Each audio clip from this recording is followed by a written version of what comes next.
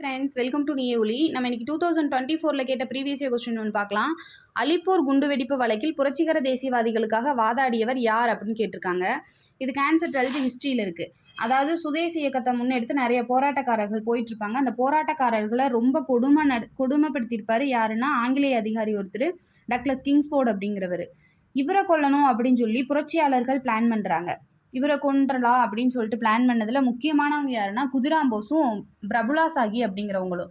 இவங்க 2 பேரும் பிளான் பண்ணி அந்த அரசர் போயிட்டுருப்பாங்க இல்லையா, ஒன் டைப் ஆஃப் குதிரை வண்டி, அதுதான் சாரட் வண்டி. அந்த வண்டியில் வந்து கிங்ஸ்ஃபோர்டு பயணிச்சிட்ருக்கப்போ என்ன பண்ணணும் அப்படின்னா குண்டு போட்டு அவரை கொன்றலாம் அப்படின்னு பிளான் பண்ணுவாங்க.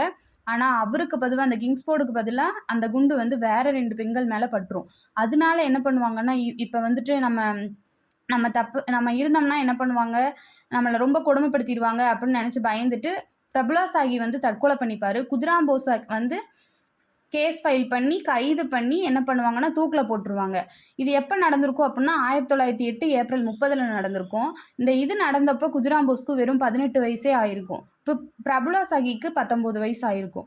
இந்த கேஸில் இன்னும் நிறைய பேர்த்த கைது பண்ணியிருக்காங்க. அவங்க யார் அப்படின்னா அரவிந்த் கோஸ், அவங்களோட சகோதரர் பரீந்தர் குமார் கோஸ், இவங்களோட சேர்ந்து இன்னும் 35 பேரை கைது பண்ணியிருக்காங்க. இந்த கேஸில் இந்த புரட்சிகர தேசியவாதிகள் இருக்காங்க இல்லையா, இவங்களுக்காக வாதாடினவர் யார் அப்படின்னா சித்தரஞ்சன் தாஸ். இவர் தான் வந்துட்டு இந்த புரட்சிகர தேசியவாதிகளுக்காக வாதாடி இருக்காரு. இந்த கேஸ் தான் அலிப்பூர் குண்டுவெடிப்பு வழக்கு. அப்போ ஆன்சர் சித்தரஞ்சன் தாஸ். தேங்க்யூ.